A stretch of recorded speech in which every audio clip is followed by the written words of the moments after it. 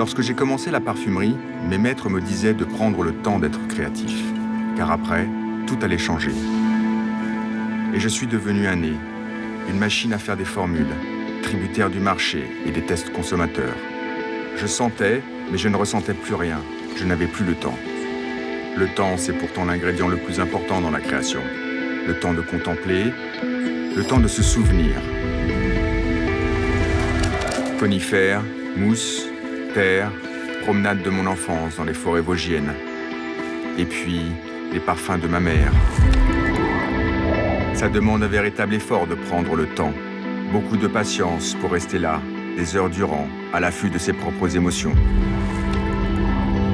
Beaucoup d'humilité aussi, lorsque, prête à les saisir enfin, elles s'échappent en quelques battements d'ailes. Avant, j'étais un nez. Aujourd'hui, je suis rentré dans un nouveau cycle.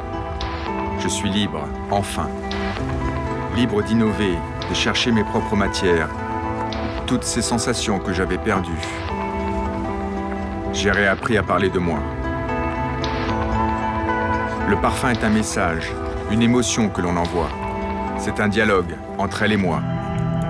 Elle alimente mon écriture. Je suis redevenu maître de ma création. Avant, j'étais un nez, un chimiste qui se prenait pour un musicien.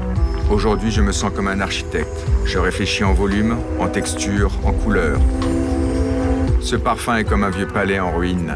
J'aimerais qu'il nous attire, nous interroge, qu'il se dresse, lui aussi. Qu'il éveille nos souvenirs, que le temps efface son sillage, pour ne laisser qu'une trace. Qu'il se dissolve dans cette nature dont il est fait, pour mieux y renaître. Aphélie. Un nouveau cycle, une nouvelle ère, une nouvelle féminité. Solide, conquérante, une forteresse.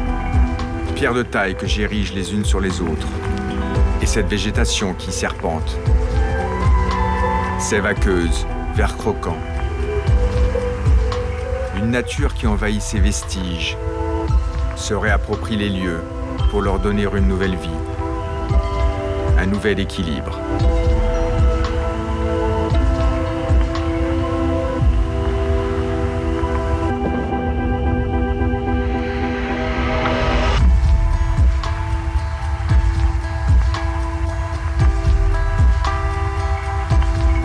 Créer un parfum est un voyage intense, une créature à qui l'on donne vie, que l'on nourrit, que l'on incarne, et qu'il faut accepter parfois de laisser s'échapper.